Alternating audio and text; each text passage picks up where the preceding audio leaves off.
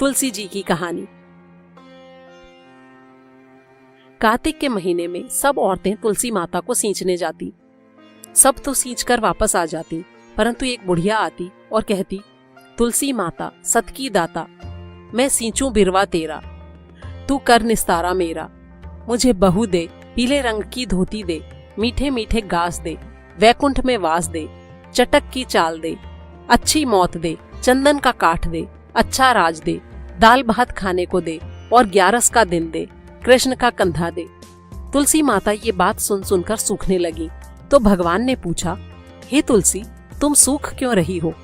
तुलसी माता ने कहा, मेरे मन की मत पूछो। तब भगवान ने कहा, अगर मैं ये बात नहीं पूछूंगा तो कौन पूछेगा? तब तुलसी माता ने कहा कि एक बुढ़िया रोज आती है और मुझसे ये बात कहकर जाती है, मैं सब बात तो पूरी कर दूंगी, लेकिन कृष्ण का कंधा कहाँ से दूंगी? तब कृष्ण भगवान बोले कि तुम चिंता मत करो, जब वो मरेगी तो मैं अपने आप कंधा दे आऊंगा, तुम बुढ़िया माई से कह देना। कुछ समय बाद बुढ़िया माई मर गई। सारे गांव वाले इकट्ठे हो गए और उसे ले जाने लगे तो वो इतनी भारी हो गई कि किसी से भी नहीं उठी। तब सबने कहा, ये तो इतनी पूजा पाठ करती थी, पाप नष्ट होने की माला फेरती थी, फिर भी भारी हो गई। तभी बूढ़े ब्राह्मण के भेष में भगवान आए और उन्होंने पूछा कि ये कैसी भीड़ है?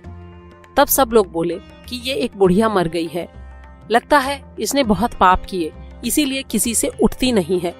तब भगवान ने कहा, मुझे एक बात कान में कहने दो तो उठ जाएगी। भगवान ने उसके कान के पास जाकर कहा, बुढ़िया माई, अपने मन की निकाल ले, पीतांबर की धोती ले, मीठे मीठे गास ले, वैकुंठ का वास ले, चटक की चाल ले, चंदन का काठ ले, झालर की झनकार ले, दाल भात का जीवन ले, कृष्ण का कंधा ले। ये बात सुनते ही बुढ़िया माई हल्की हो गई। भगवान अपने कंधे पर उठाकर ले गए, उसे मुक्ति मिल गई। हे तुलसी माता, जैसे उसकी मुक्ति की वैसे ही हमारी भी करना, जैसे भगवान ने उसे कंधा दिया वैसे ही हमें भी देना। पीपल पथवारी की कहानी। एक गुजरी थी, उसने अपनी बहू से कहा कि तू दूध दही बेच आया कर। वो दूध दही बेचने गई। कार्तिक का महीना था। वहां पर सब औरतें पीपल सींचने आती थी। वो भी वहां बैठ गई और औरतों से पूछने लगी कि तुम क्या कर रही हो? औरतें बोली कि हम तो पीपल पथवारी सींच रही हैं। उसने पूछा, इससे क्या होता है? औरतों ने जवाब दिया, इसे करने से अन्न धन मिलता है, वर्षों का बिछड़ा हुआ पति मिलता है। तब गुजरी ने कहा कि तुम तो पानी से सींच रही हो, मैं दूध दही से सींचूंगी। उसकी सास रोज कहती कि दूध दही बेचकर आई है तो पैसे लाकर दे। उसने कहा, जब कार्तिक का महीना पूरा हो जाएगा तब ला दूंगी। ऐसे ही करते करते कार्तिक का महीना पूरा हो गया। पूर्णिमा के दिन गुजरी पीपल पथवारी के पास धरना देकर बैठ गई। उन्होंने पूछा कि तू यहाँ क्यों पड़ी है? उसने कहा, मेरी सास दूध दही के पैसे मांगेगी, लेकिन मेरे पास पैसे नहीं हैं। पीपल ने कहा, मेरे पास पैसे नहीं हैं, ये फूल पत्ते कंकर पत्थर पड़े हैं, ये ले जा और इन्हें गुल्लक में रख दे। जब सास ने पूछा, बहू पैसे लाई है? तो गुजरी ने कहा, मैंने पैसे गुल्लक में रख दिए हैं। जब सास ने गुल्लक खोलकर देखा तो देखती ही रह गई, उसमें हीरे मोती जगमगा रहे थे। सास बोली, बहू इतना पैसा कहाँ से लाई? बहू ने आकर देखा तो गुल्लक धन से भरी हुई थी। तब गुजरी ने कहा, सासू जी, मैंने तो 1 महीना दूध दही से पीपल पथवारी सींचा था और जब मैंने उनसे धन मांगा तो उन्होंने मुझे फूल पत्ते कंकर पत्थर दिए थे जो मैंने गुल्लक में रख दिए थे, वे सब तो हीरे मोती बन गए। तब सासू जी ने कहा कि अब की बार मैं भी पथवारी सींचूंगी। अब सासू क्या करती, दूध दही तो बेच आती और हांडी धोकर पीपल पथवारी में डाल आती। फिर बहू से कहती कि मुझसे पैसे मांग। बहू ने कहा कि कभी बहू भी सास से पैसे मांगती है? तो सास बोली कि नहीं, तुझे मांगने पड़ेंगे, तू मुझसे पैसे मांग। बहू ने सास से दूध दही के पैसे मांगे। तब सासू पीपल पथवारी के पास जाकर धरना देकर बैठ गई।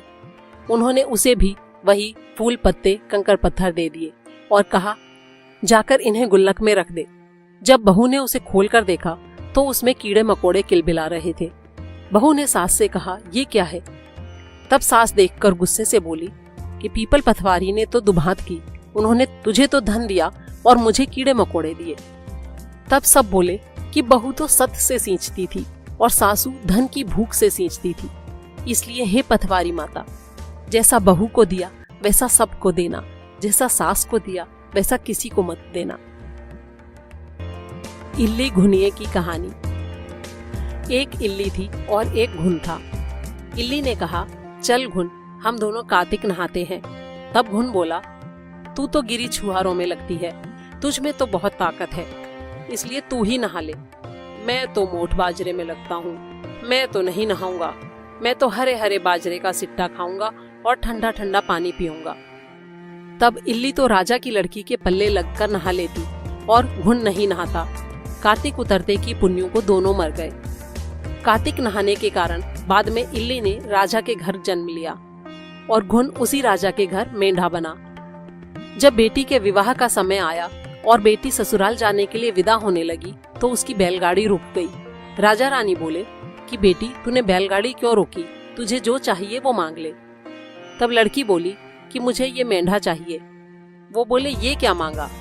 तू जितना धन दौलत तुझे चाहिए ले जा, लेकिन ये मेंढा लेकर क्या करेगी? लेकिन वो नहीं मानी और बोली, मुझे तो यही मेंढा चाहिए।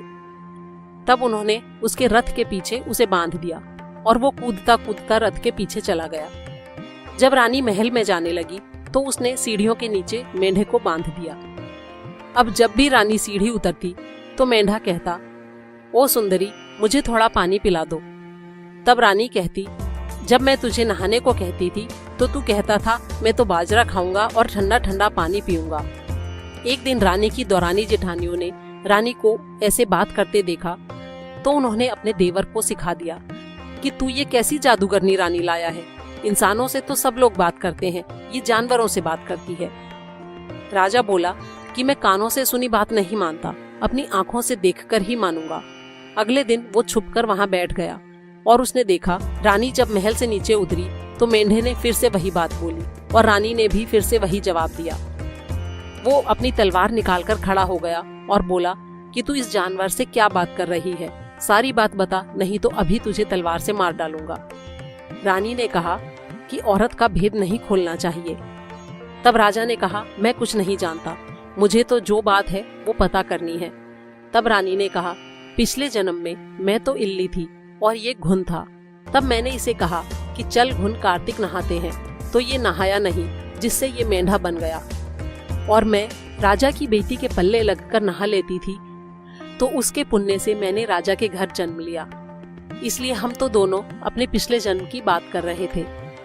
ये बात सुनकर राजा ने पूछा, क्या कार्तिक नहाने से इतना फल मिलता है? तब रानी ने कहा, कार्तिक में नहाने के पुण्य से ही मैं आपके घर में राजपाट कर रही हूँ।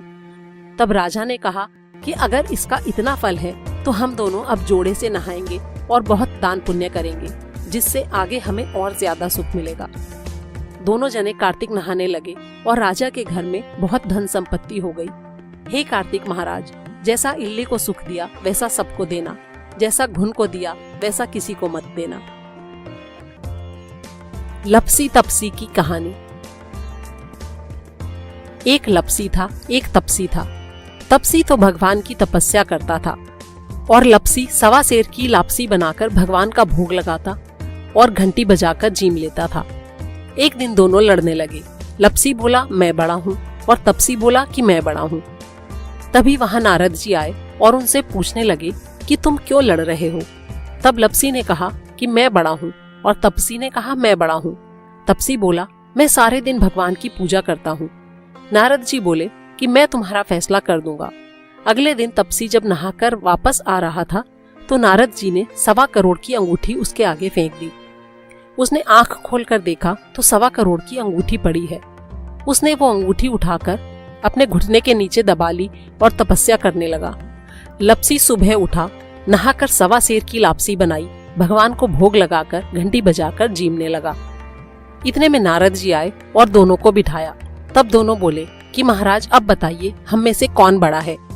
तब तपसी ने फिर कहा कि मैं बड़ा हूँ। नारद जी बोले, तू अपना घुटना उठा। घुटना उठाया तो उसके नीचे से 1.25 करोड़ की अंगूठी निकली। तब नारद जी बोले, तूने ये अंगूठी चुराई है, इसलिए तेरी तपस्या भंग हो गई, इसलिए लपसी बड़ा है। तब तपसी बोला, कि महाराज, मेरी तपस्या का फल कैसे मिलेगा? तब नारद जी बोले, तेरी तपस्या का फल कार्तिक नहाने वाली देंगी। वो बोला, कार्तिक नहाने वाली कैसे देंगी? तब नारद जी बोले कि सबकी कहानी कहकर तेरी कहानी नहीं कहेंगी तो कार्तिक का फल तुझे मिल जाएगा। धोती देकर अंगोछा नहीं देगी तो उसका फल तुझे मिल जाएगा। सीधा देकर दक्षिणा नहीं दे, ब्राह्मण जिमाकर दक्षिणा नहीं देवे तो उसका फल तुझे हो जाएगा। दीवा चास के हाथ न जोड़े तो उसका फल तुझे मिल जाएगा। दाहिने हाथ से नाड़ा बांधे तो उसका फल तुझे हो जाएगा। इतना कहकर नारद जी चले गए। लपसी बड़ा हो गया। गंगा जमुना की कहानी। एक गंगा थी, एक जमुना थी। दोनों बहनें एक साहूकार के खेत में से जा रही थी। तो जमुना जी ने 13 जौ के दाने तोड़ लिए। तब गंगा जी बोली कि बहन, तेरे तो प्रायश्चित लग गया, ये तो चोरी हो गई। तब यमुना बोली कि बहन, अब ये प्रायश्चित कैसे पूरा होगा? तब गंगा ने कहा, 12 वर्ष तक साहूकार के यहाँ नौकरी करेगी, तब तेरा प्रायश्चित पूरा होगा। ये सुनकर जमुना साहूकार के यहाँ गई और बोली, मुझे नौकरी पर रख लो, मैं तुम्हारे सारे काम कर दूंगी, बस 4 काम नहीं करूंगी। एक तो जूठे बर्तन नहीं मांजूंगी, झाड़ू नहीं लगाऊंगी, बिस्तर नहीं बिछाऊंगी और दिया नहीं जलाऊंगी। साहूकार ने उसे रख लिया। 12 वर्ष के बाद कुंभ का मेला आया। तब साहूकार साहूकारनी कुंभ के मेले में जाने लगे। तो जमुना ने उनको एक सोने का टका दिया और कहा कि वहाँ मेरी बहन गंगा मिलेगी, ये उसे दे देना। वो हरी हरी चूड़ियां पहने गोरी सी बाह आगे पसार कर ले लेगी। साहूकार साहूकारनी ने वहां जाकर वो टका गंगा को दे दिया। गंगा ने हाथ पसार कर ले लिया और बोली, मेरी बहन जमुना से कहना कि उसके 12 वर्ष पूरे हो गए, इसलिए अब वो वापस आ जाए। जब साहूकार साहूकारनी वापस घर आए तब जमुना मटके में पानी भर रही थी। उन्होंने जमुना से कहा कि हमने तेरी बहन को सोने का टका दे दिया और उसने कहा कि अब तेरे 12 वर्ष पूरे हो गए, इसलिए अब तू वापस आ जा। इतना सुनते ही जमुना जी वहां से सहस्त्र धारा होकर बहने लगी। तब साहूकार साहूकारनी दोनों सर पकड़कर बैठ गए और बोले कि अब ये हमारा प्रायश्चित कैसे उतरेगा? जमुना माता ने हमारे घर इतने दिन काम किया, हम ये पाप कैसे उतारेंगे? जब जमुना जी गंगा माता के पास गईं, तो उन्होंने जमुना जी से पूछा कि तू साहूकार साहूकारनी को धीरज बंधाकर आई है या नहीं? तो वो बोली कि मैं तो कुछ भी नहीं कहकर आई। तब गंगा जी बोली कि उनके पास जा और उन्हें धीरज बंधा कर आ, नहीं तो उन्हें संतोष कैसे होगा?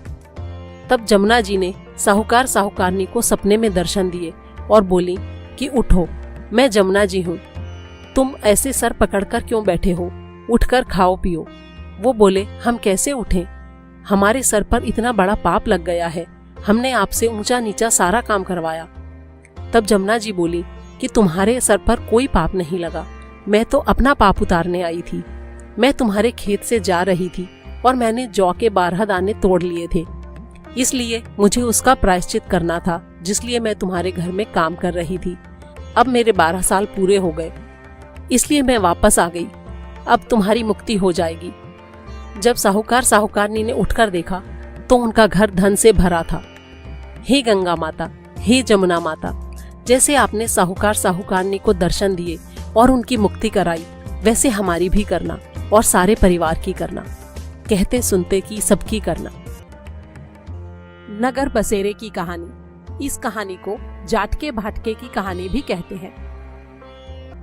एक जाटका था, एक भाटका था। जाटका अपनी ससुराल जा रहा था और भाटका अपनी बहन के। रास्ते में दोनों कुएं पर बैठ गए। जाटका बोला, आ भाई, हम यहाँ पर नगर बसेरा करें। तब भाटका बोला कि मैं तो अपनी बहन को लेने जा रहा हूँ, तू ही कर नगर बसेरा। तब जाटके ने तो नगर बसेरा कर लिया और अपनी ससुराल चला गया। उसकी ससुराल में सबने उसका बहुत लाड़ चाव किया। भाटका अपनी बहन के गया तो जाते ही बहन के घर में आग लग गई। तो आग बुझाते बुझाते, राख उठाते उठाते उसकी टाट गंजी हो गई। शाम को दोनों फिर कुएं के पास मिले। तब जाटके ने पूछा कि बहन की कैसी खबर है? तो भाटका बोला, अरे भाई, मेरे जाते ही बहन के घर में आग लग गई, अभी तक रोटी पानी भी नहीं मिला। तब जाटका बोला कि मैंने तो तुझे पहले ही कहा था कि नगर बसेरा कर ले, लेकिन तू नहीं माना। तब भाटका बोला, भाई, तेरे नगर बसेरे में इतने गुण हैं तो चल अब कर लेते हैं। दोनों ने हाथ में घंटी और चावल के दाने लेकर नगर बसेरा कर लिया। फिर भाटका अपनी बहन के गया तो उसका खूब आदर हुआ। जाटका अपनी औरत को लेकर वापस घर जाने के लिए निकला। रास्ते में फिर वही कुआं पड़ा। तब जाटका बोला, आ भाई नगर बसेरा करें। तो भाटका बोला, मेरे तो घर पर माँ है, मेरा इंतजार कर रही होगी, जाते ही चूरमा खाने को मिलेगा, तू ही नगर बसेरा कर। इतना सुनकर जाटके ने नगर बसेरा कर लिया और चला गया। भाटका जब घर गया तो उसकी भैंस खो गई। तब उसके बाप ने लाठी उठाई और कहा, बहन के यहाँ गया तो आग लगा दी, यहाँ आया तो भैंस खो गई, पहले भैंस ढूंढ कर ला, तब रोटी पानी मिलेगा। उसको सारा दिन भैंस ढूंढते हुए हो गया, लेकिन भैंस नहीं मिली। बाजार में दोनों मिले। तब जाटके ने पूछा कि भाई क्या खबर है। तब भाटका बोला, आते ही मेरे बाप की भैंस खो गई, उसे ढूंढ रहा हूँ। दोनों ने फिर से नगर बसेरा किया। जब वो वापस आने लगा तो रास्ते में भैंस मिल गई। जब भैंस लेकर घर आया तो उसकी माँ बाप से बोली, तुमने आते ही उसे निकाल दिया, बेचारा सारा दिन भूखा रहा होगा। आते ही उसने भाटके को खाना खिलाया। फिर सारी नगरी में ढिंढोरा पिटवा दिया कि कार्तिक के महीने में या पीहर ससुराल जाते समय सब कोई नगर बसेरा करे। 8वां वार की कथा। एक माँ बेटा थे। माँ गंगा जी नहाने गई तो बहू से कह गई कि मेरे बेटे को सुबह रोटी दे दियो। उसने कहा, अच्छा दे दूंगी। सुबह बेटा बोला, माँ रोटी दे। तब बहू बोली, न माँ है न रोटी, कमा के लाओगे तो रोटी दूंगी। बेटा बोला, मुझे तो कमाना नहीं आता, लेकिन बहू नहीं मानी। तब बेटा बोला, अच्छा 4 रोटी और आम का अचार दे दे। बहू ने बनाकर दे दिया। वो रोटी लेकर कुएं की पाल पर उदास होकर बैठ गया और सोचने लगा कि मैं तो कमाना जानता नहीं, अब क्या करूं। भगवान ब्राह्मण का वेश बनाकर वहां आए और बोले, तुम ऐसे उदास क्यों बैठे हो। वो बोला, मेरी पत्नी ने कहा है कि कमाकर लाओगे तो रोटी मिलेगी, लेकिन मुझे कमाना नहीं आता। तब भगवान बोले, भैया कमाना तो मैं भी नहीं जानता, लेकिन मैं 8 वारों का नेम जानता हूँ, जिससे तुम्हारे अटूट भंडार हो जाएंगे। चावल के दाने और पानी की घंटी ले लो, ढके बर्तनों को उघाड़ो, उल्टों को सीधा करो। इतना कहकर ब्राह्मण ने कहानी कही। उसने सुनी। इतवार, सोमवार, मंगलवार, बुधवार, बृहस्पतिवार, शुक्रवार, शनिवार, 8 वारों का आसरा, भरियो पीहर सासरा। बस उसके अटूट भंडार होते चले गए। जब घर पहुंचा तो बीवी बोली, क्या लाए हो। उसने कहा, 8 वारों का नेम लाया हूँ। तब बीवी ने सोचा, चलो कुछ तो लाया है। वो बोला, चावल के दाने और पानी की घंटी ला, उल्टों को सीधा कर, ढकों को उघाड़। फिर उसने कहानी कही। बीवी ने सुनी। इतवार, सोमवार, मंगलवार, बुधवार, बृहस्पतिवार, शुक्रवार, शनिवार, 8 वारों का आसरा, भरियो पीहर सासरा। कुछ दिन बाद वो बहू से बोला, मैं बेटी के जा रहा हूँ। फटे से कपड़े पहनकर बेटी के घर गया तो बच्चे बोले, नाना आए, नाना आए। बेटी बोली, कैसे भेष में आए हैं। बच्चे बोले, मैले भेष में आए हैं। बेटी ने उसकी कोई इज्जत नहीं की। उसने बेटी से कहा, बेटी मेरी 8 वारों की कहानी सुन ले। बेटी बोली, बापूजी मेरा तो मुंह जूठा है। तब उसके पिता भूखे ही सो गए। अगले दिन बेटी को तरस आया। बोली, लाओ बापूजी कहानी सुनाओ। तब बाप ने कहा, चावल के दाने लाओ, पानी की घंटी लाओ, ढकों को उघाड़ो, उल्टों को सीधा करो। तब पिता ने कहानी कही। बेटी ने सुनी। इतवार, सोमवार, मंगलवार, बुधवार, बृहस्पतिवार, शुक्रवार, शनिवार, 8 वारों का आसरा, भरियो पीहर सासरा। बस फिर क्या था, बेटी के भी अटूट भंडार होते चले गए। बेटी भर भर के टोकरे बांटने लगी। तब पड़ोसन बोली, तुम तो कह रही थी कि मेरा बापू कुछ नहीं लाया, फिर ये टोकरे भर भर के कैसे बांट रही हो। तब वो बोली, मेरे बापू तो खाली हाथ ही आए थे, ये तो 8 वारों की कहानी का पल है। तब पड़ोसन बोली कि अपने बापू से ऐसी कहानी हमें भी सुनवा दो। उसने बाप से कहा तो वो बोला, आज तो मेरा मुंह जूठा है, कल सुना दूंगा। अगले दिन उसके बाप ने पड़ोसन को भी 8 वारों की कहानी सुनाई। उसके भी खूब अटूट भंडार हो गए। जैसे उस ब्राह्मण के 8 वारों की कहानी से सबके अटूट भंडार हुए, वैसे ही सबके हों, कहते सुनते हुंकारा भरते अपने सारे परिवार के हों, हमारे भी हों। नितनेम की कहानी। एक छोटी सी लड़की नितनेम की पूजा करती थी। एक दिन उसकी भाभी बोली, काम की ना धाम की, सारे दिन नितनेम करती रहती है। तब लड़की एक टांग पर खड़ी होकर बोली, हे नितनेम बाबा, अगर मैं सच्चे मन से तुम्हारा ध्यान करती हूँ तो सोने की मूर्ति बनकर आले में विराजमान हो जाओ। भगवान का सिंहासन डोल गया। छोटी सी लड़की तप कर रही है। नितनेम बाबा सोने की मूर्ति बनकर आले में विराजमान हो गए। जब लड़की ने आंखें खोली तो देखा सोने की मूर्ति बनकर आले में रखी है। उसने आवाज लगाकर कहा, भाभी देख लो, माँ देख लो, यही है मेरे नितनेम बाबा। अब माँ और भाभी भी दोनों नितनेम बाबा का ध्यान करने लगी। हे नितनेम बाबा, जैसे उस छोटी लड़की का सद रखा वैसे सबका रखना, कहते सुनते हुकारा भरते अपने सारे परिवार का रखना, हमारा भी रखना। कार्तिक की कहानी। एक बुढ़िया माई कार्तिक का व्रत रखा करती थी। कृष्ण भगवान रोज उसके लिए खिचड़ी का कटोरा रख जाते और बुढ़िया व्रत खोल लेती। उसकी पड़ोसने ये देखकर जलती थी कि इसका कोई नहीं है, फिर भी इसे रोज खिचड़ी खाने के लिए मिल जाती है। एक दिन बुढ़िया कार्तिक नहाने गंगा जी गई थी। भगवान आए और खिचड़ी का बेला मकान में रख गए। पड़ोसन ने खिचड़ी का बेला उठाकर मकान के पिछवाड़े में फेंक दिया। बुढ़िया आई तो उसे खिचड़ी का बेला कहीं नहीं मिला। वो भूखी रही और कहने लगी, कहाँ गई मेरी खिचड़ी, कहाँ गया मेरा बेला। पिछवाड़े में उस खिचड़ी के 2 फूल बन गए। राजा आया और उन फूलों को तोड़कर ले गया। रानी ने जब वो फूल सूंघे तो उसे गर्भ रह गया। राजा रानी के कोई संतान नहीं थी। उन फूलों को सूंघने से रानी के 2 लड़के हुए। धीरे धीरे लड़के बड़े होने लगे, पर वो दोनों किसी से बोलते नहीं थे। जब वो दोनों शिकार खेलने जाते तो रास्ते में बुढ़िया मिलती। बुढ़िया कहती, कहाँ गई मेरी खिचड़ी, कहाँ गया मेरा बेला। तब लड़के जवाब देते, हम ही तेरी खिचड़ी, हम ही तेरा बेला। जब भी लड़के शिकार खेलने जाते और बुढ़िया ये कहती तो लड़के वही जवाब देते। जब राजा को ये बात पता चली तो उसने बुढ़िया को बुलाया और कहा कि ये दोनों लड़के हमसे तो बोलते नहीं, तुझसे कैसे बोलते हैं। बुढ़िया ने कहा, मुझे इस बात का नहीं पता, लेकिन मैं कार्तिक का व्रत करती थी तो कृष्ण भगवान रोज मुझे खिचड़ी देकर जाते थे। एक दिन मुझे खिचड़ी नहीं मिली। जब मैं कहने लगी कि कहाँ गई मेरी खिचड़ी, कहाँ गया मेरा बेला, तब लड़के बोले कि तुम्हारी पड़ोसन ने खिचड़ी फेंक दी थी तो उसके फूल बन गए। फूल राजा तोड़कर ले गया, उससे हम लड़के हो गए। हमें तो भगवान ने इस बुढ़िया के लिए ही भेजा है। तब राजा ने बुढ़िया को अपने महल में ही रख लिया। हे कार्तिक के राय दामोदर, जैसे आपने उस बुढ़िया को दिया वैसे सबको देना, कहते सुनते हुकारा भरते अपने पूरे परिवार को देना, हमें भी देना। तारा भोजन की कथा। एक राजा की लड़की तारा भोजन करती थी। उसने अपने पिताजी से कहा, पिताजी मुझे 9 लाख तारे बनवा दो, मैं दान करूंगी। राजा ने सुनार को बुलाया और बोला, मेरी बेटी तारा भोजन करती है, तुम 9 लाख सोने के तारे बना दो। ये बात सुनकर सुनार सूखने लगा। तब उसकी पत्नी ने पूछा कि तुम इतने उदास क्यों हो। उसने कहा, राजा ने 9 लाख तारे बनाने के लिए कहा है, लेकिन मैं कैसे बनाऊं, मुझे तारे बनाने नहीं आते। राजा अगर नाराज हो गया तो मुझे कोल्हू में पिलवा देगा। तब सुनारी ने कहा, इसमें परेशान होने की क्या बात है, गोल सा पतरा काट के उसकी कलियां काट देना, राजा ले जाएगा।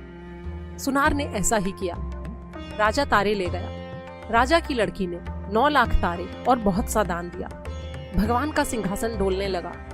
उन्होंने कहा, कौन इतना नेम व्रत कर रहा है। 3 कूट देखा तो कोई नहीं था। चौथे कूट देखा तो राजा की लड़की तारा भोजन कर रही है। भगवान ने कहा, उसे ले आओ, उसने व्रत किए हैं। भगवान के दूतों ने कहा, चलो तुम्हें भगवान ने बुलाया है। उसने कहा, मैं ऐसे नहीं जाऊंगी, मैं तो सारी प्रजा को, उस सुनार को जिसने मेरे लिए तारे बनाए, जिसने कहानी सुनी, सबको लेकर जाऊंगी। तब दूत बड़ा विमान लेकर आए और बोले, चलो। वो बोली, हाँ अब मैं चलूंगी। जब सब विमान में बैठकर जाने लगे तो रास्ते में उसे अभिमान हो गया, मैं तारा भोजन व्रत नहीं करती तो सबको स्वर्ग कैसे मिलता। ये देखकर दूत ने उसे विमान से नीचे उतार दिया कि तुम्हें अभिमान हो गया है, इसलिए तुम स्वर्ग नहीं जा सकती। दूत जब भगवान के पास पहुँचे तो भगवान ने कहा, इन सब में तारा भोजन करने वाली कौन सी है। वे बोले, प्रभु उसने अभिमान किया इसलिए हम उसे छोड़ आए। भगवान बोले, नहीं नहीं, उसे लेकर आओ, लड़की ने 7 बार क्षमा मांग ली है। हे भगवान, जैसे राजा की लड़की को स्वर्ग दिया वैसे सबको देना, कहते सुनते हुकारा भरते अपने सारे परिवार को देना, हमें भी देना। धर्मराज की कहानी। एक बुढ़िया माई थी। वो बहुत व्रत नियम रखती थी। एक दिन भगवान के घर से यमदूत उसे लेने के लिए आए। बुढ़िया माई यमदूत के साथ चल पड़ी। आगे गहरी नदी बह रही थी। बुढ़िया माई डूबने लगी। तब यमराज ने पूछा, माई गाय दान की हुई है क्या? तब बुढ़िया माई ने मन ही मन गाय माता का ध्यान किया तो गाय माता वहाँ हाजिर हो गई। गाय की पूंछ पकड़कर बुढ़िया माई नदी पार हो गई। थोड़ा आगे गए तो काले कुत्ते उसे खाने को दौड़े। तब यमराज ने पूछा, कुत्ते को रोटी दी है क्या? तब बुढ़िया माई ने मन में कुत्ते का ध्यान किया तो कुत्ते वापस चले गए। आगे चली तो काले कौए बुढ़िया माई को चोंच मारने लगे। तब यमराज जी ने कहा कि ब्राह्मण की बेटी को सिर में तेल लगाने को दिया है कि नहीं। बुढ़िया माई ने ब्राह्मण की बेटी को याद किया तो कौए ने चोंच मारना छोड़ दिया। आगे गई तो पैरों में कांटे चुभने लगे। तब यमराज जी ने कहा, चप्पल दान की है क्या? बुढ़िया माई ने याद किया तो चप्पल पैरों में आ गई। आगे चली तो चित्रगुप्त जी ने यमराज से कहा, आप किसको ले आए हो? तब यमराज जी ने कहा कि बुढ़िया माई ने दान पुण्य तो बहुत किया है लेकिन धर्मराज जी का कुछ नहीं किया, इसलिए आगे के द्वार बंद है। तब बुढ़िया माई बोली कि मुझे 7 दिनों के लिए धरती पर वापस जाने की आज्ञा दे दो। 7 दिन तक कहानी सुनकर उद्यापन करने के बाद मैं वापस आ जाऊंगी। बुढ़िया माई वापस धरती पर आ गई। पूरे गांव में खबर फैल गई कि बुढ़िया माई भूतनी का रूप लेकर वापस आ गई है। जब वो अपने घर गई तो बेटे बहू ने भूतनी समझकर घर के किवाड़ बंद कर दिए। तब उसने बेटे बहू से कहा कि मैं भूतनी नहीं हूँ, मैं तो धर्मराज जी के कहने पर वापस आई हूँ। मैं हर दिन धर्मराज जी की कहानी सुनकर उद्यापन करके वापस परलोक चली जाऊंगी। ये सुनकर बेटे ने उद्यापन की पूजा की सारी सामग्री इकट्ठी कर दी लेकिन कहानी का हुंकारा नहीं भरा। तब बुढ़िया माई पड़ोसन के पास गई और उसे कहानी सुनने को कहा। पड़ोसन ने कहानी सुनी और हुंकारा भर दिया। बुढ़िया माई ने 7 दिनों के बाद कहानी सुनकर उद्यापन कर दिया और सारा सामान दान कर दिया। धर्मराज जी ने बुढ़िया माई के लिए धरती पर विमान भेजा। विमान देखकर सभी गांव वाले स्वर्ग जाने के लिए तैयार हो गए। तब बुढ़िया माई बोली कि मेरी कहानी तो सिर्फ पड़ोसन ने सुनी है। सारे गांव वालों ने बुढ़िया माई के पैर पकड़ लिए और उससे धर्मराज जी की कहानी सुनाने के लिए कहा। कहानी सुनने के बाद सभी विमान में बैठकर स्वर्ग पहुंच गए। तब धर्मराज जी बोले, मैंने तो सिर्फ बुढ़िया माई के लिए विमान भेजा था, यहाँ तो पूरे गांव वाले इकट्ठे हो गए। तब बुढ़िया माई ने कहा कि मेरी कहानी इन सब ने भी सुनी है, इसलिए आधा पुण्य इनको भी दे दो। तब धर्मराज जी ने सारे गांव वालों को स्वर्ग में वास दिया। हे धर्मराज जी महाराज, जैसे बुढ़िया माई को स्वर्ग में वास दिया वैसे सभी को देना। कहते सुनते हुंकारा भरते सारे परिवार को देना, हमें भी देना। लक्ष्मी जी की कहानी। एक साहूकार की बेटी थी। वो हर रोज पीपल सींचने जाती थी। पीपल में से लक्ष्मी जी निकलती और कहती कि मेरी सहेली बन जा। एक दिन लड़की ने कहा, मैं अपने पिताजी से पूछकर कल बताऊंगी।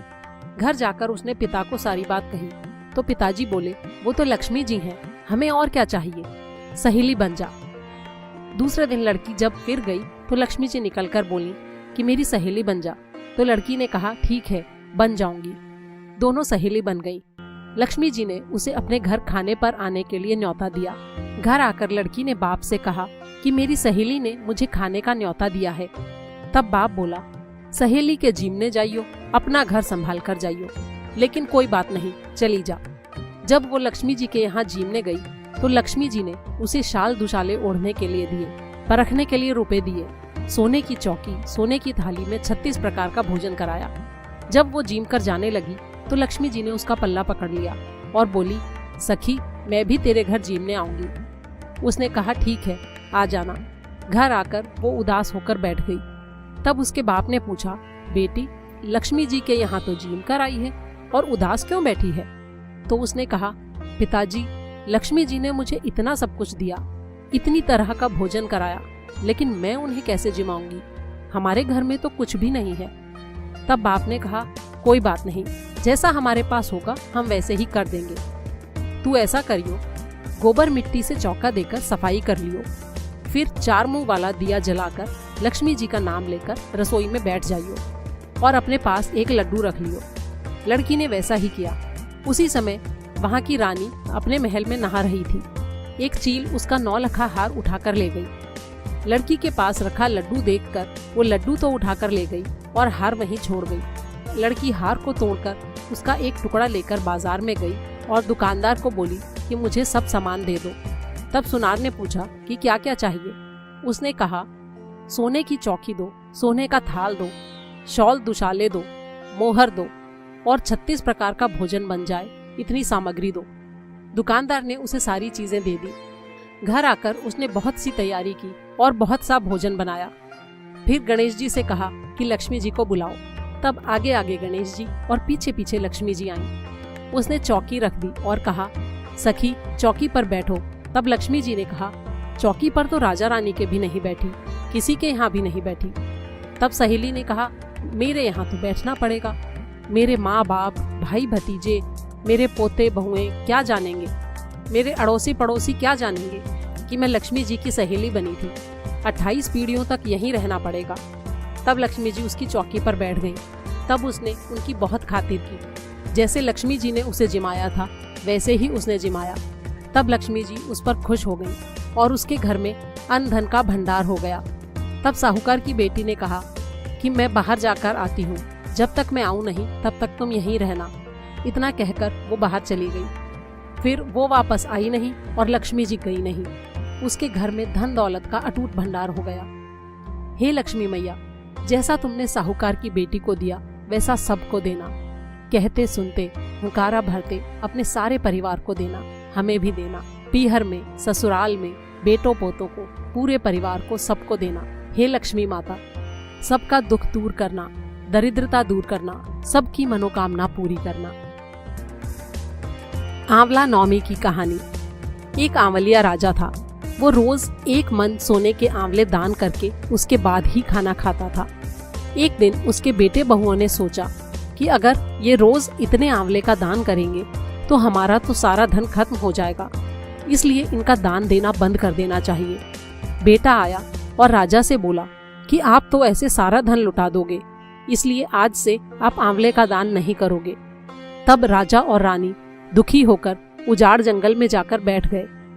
वो आंवलों का दान नहीं कर सके, इसलिए उन्होंने कुछ भी खाया पिया नहीं। तब भगवान ने सोचा कि अगर मैंने इनका सत नहीं रखा तो दुनिया में मुझे कोई नहीं मानेगा। भगवान ने सपने में उसे दर्शन दिए और कहा कि तुम उठो, तुम्हारी पहले जैसी रसोई हो गई है और आंवले का पेड़ लगा है, तुम दान करो और जीव लो। जब राजा रानी ने उठकर देखा तो उनका पहले जैसा ही राजपाट हो गया था और सोने के आंवले पेड़ पर लगे थे। तब से राजा रानी रोज 1.25 मन आंवले का दान करने लगे। उधर बेटे बहू के घर में अन्नदाता बैर पड़ गया। आसपास के लोगों ने कहा कि जंगल में एक आंवलिया राजा है, तुम वहां चले जाओ तो तुम्हारा दुख दूर हो जाएगा। वे दोनों वहां पहुंच गए। तब रानी अपने बेटे और बहू को देखकर पहचान गई और अपने पति से बोली कि इन लोगों से काम तो कम कराएंगे, मजदूरी ज्यादा देंगे। एक दिन रानी ने अपनी बहू को बुलाकर कहा कि मेरा सिर धोकर मुझे नहला दे। बहू जब सिर धोने लगी तो उसकी आंख में से आंसू निकलकर रानी की पीठ पर गिर पड़ा। तब रानी बोली कि तूने मेरी पीठ पर आंसू क्यों गिराया है, मुझे बता। तब बहू बोली कि मेरी सास की पीठ पर भी एक ऐसा ही मस्सा था, हमने उन्हें घर से निकाल दिया था। वो 1 मन सोने के आंवले का दान करते थे, लेकिन हमने उन्हें ऐसा नहीं करने दिया।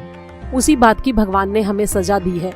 तब सासू बोली कि हम ही तुम्हारे सास ससुर हैं, तुमने तो हमें निकाल दिया था, लेकिन हमारा सत तो भगवान ने रखा है। हे भगवान, जैसा राजा रानी का सत रखा वैसा सबका रखना। कहते सुनते हुंकारा भरते अपने सारे परिवार का सत रखना, हमारा भी रखना। पंच भीखू की कहानी। एक साहूकार के बेटे की बहू थी। वो कार्तिक के महीने में सुबह जल्दी उठकर गंगा जी नहाने जाती थी। वो पराये पुरुष का मुंह नहीं देखती थी। राजा का लड़का भी वहां गंगा जी नहाने आता था। राजा का लड़का कहता कि जब मैं सुबह नहाऊं तो मेरे से पहले कोई भी नहीं नहाना चाहिए। जब 5 दिन कार्तिक के रह गए तो उस दिन साहूकार के बेटे की बहू नहाकर वापस जा रही थी और राजा का बेटा आ रहा था। शोर सुनकर वो जल्दी से जाने लगी, जिससे अपनी मोती की माला वो वहीं पर भूल गई। जब राजा के बेटे ने वो मोती की माला देखी तो बोला कि ये माला किसकी है? जब माला इतनी सुंदर है तो इसे पहनने वाली कितनी सुंदर होगी।